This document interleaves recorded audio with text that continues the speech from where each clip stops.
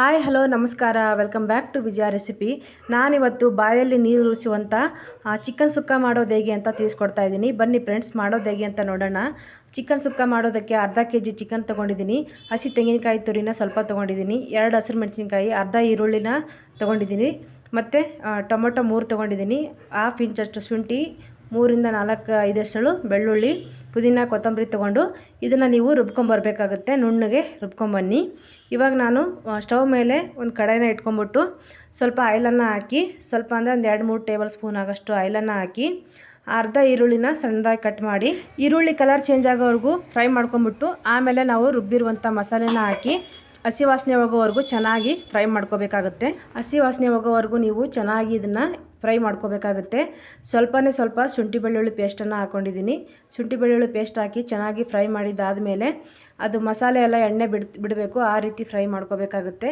Fry ಆದಮೇಲೆ ನಾನು ಇವಾಗ ಚಿಕನನ್ನು ಸೇರಿಸ್ಕೊತಾ ಇದ್ದೀನಿ. ಚಿಕನ್ ಸೇರಿಸಿ ನೀವು ಚೆನ್ನಾಗಿ ಅದನ್ನು ಫ್ರೈ ಮಾಡ್ಕೋಬೇಕಾಗುತ್ತೆ. ತುಂಬ ಸುಲಭವಾದ ವಿಧಾನದಲ್ಲಿ ತುಂಬ ಕಡಿಮೆ ಸಮಯದಲ್ಲಿ ಚಿಕನ್ ಸುಕ್ಕ ಮಾಡೋದು ಹೇಗೆ ಅಂತ ನಾನು ತಿಳಿಸ್ಕೊಡ್ತಾ ಇದ್ದೀನಿ. ಇವಾಗ ನಾನು ರುಚಿಗೆ ತಕ್ಕಷ್ಟು ಉಪ್ಪು ಮತ್ತು ಅರಿಶಿನ ಹಾಕಿ ಮಿಕ್ಸ್ ಮಾಡ್ಕೊತಾ ಇದ್ದೀನಿ.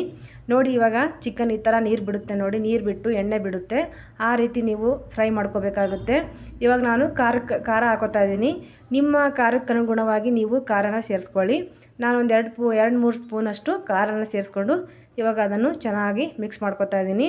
ನಾನು ನೀರನ್ನು ಯಾವುದೇ ಕಾರಣಕ್ಕೂ ಸೇರಿಸ್ಕೊತಾ ಇಲ್ಲ. ಮಸಾಲೆ ರುಬ್ಬಬೇಕಾದ್ರೆ ನೀರನ್ನು ಸೇರಿಸ್ಕೊಂಡಿದ್ದೆ, ಅದೇ ಮಸಾಲೆನ ಹಾಕ್ಬಿಟ್ಟು ನಾನು ಇವಾಗ ಚಿಕನ್ ಸುಕ್ಕ ಮಾಡ್ಕೊತಾ ಇದ್ದೀನಿ.